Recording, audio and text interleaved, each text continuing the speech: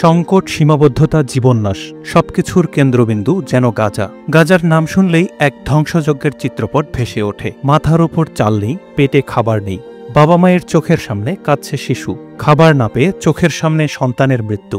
এ যেন পুরো পৃথিবীর নিষ্ঠুরতাকে হার বানায়। চলমান অবরোধ ও যুদ্ধ পরিস্থিতির মধ্যে ফিলিস্তিনের গাজা উপত্যকায় অপুষ্টিতে অন্তত ৬৬ শিশুর মৃত্যু হয়েছে। ২৯ জুন আল জাজিরার এক প্রতিবেদনে গাজার সরকারি মিডিয়া দপ্তরের বরাতে এমনটি জানানো হয়েছে। সরকারি দপ্তরটি জানিয়েছে, দুধ, পুষ্টিকর খাবার ও মানবিক সহায়তা ঢুকতে না দেয়ায় মৃত্যুর ঘটনা ঘটেছে। শনিবার দেওয়া এক বিবৃতিতে বলা হয়, ইসরায়েলের এই অবরোধ একটি যুদ্ধাপরাধ। এটি এক প্রকার ঠান্ডা মাথায় পরিকল্পিত হত্যাকাণ্ড, যেখানে না খেতে দিয়ে ধীরে ধীরে মৃত্যু নিশ্চিত করা হচ্ছে।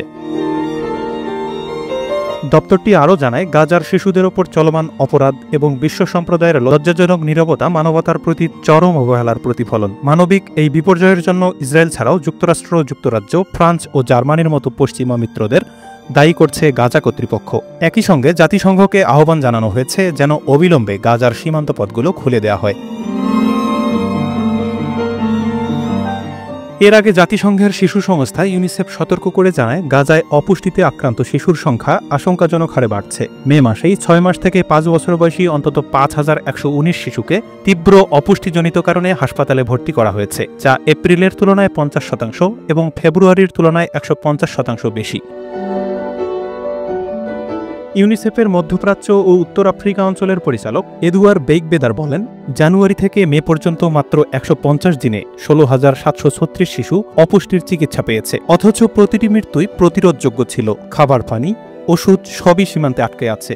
মানবসৃষ্ট সিদ্ধান্তের ফলেই এই মৃত্যু।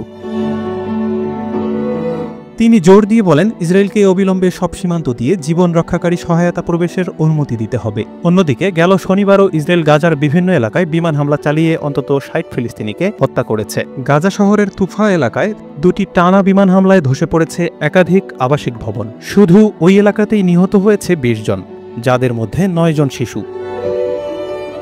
গাজার এমন সংকট প্রশ্নবিদ্ধ করে পুরো বিশ্বের মানব সভ্যতাকে। শিক্ষা, সভ্যতা, সুচিন্তা এগুলো কি শুধুই বইয়ে ওড়ানো বুলি? তবে কথা একটাই, গাজার এমন সংকট দূর হোক, স্বাভাবিক হোক জনজীবন, ফুলের মতো পবিত্র হাসি ফুটুক প্রতিটি শিশুর মুখে।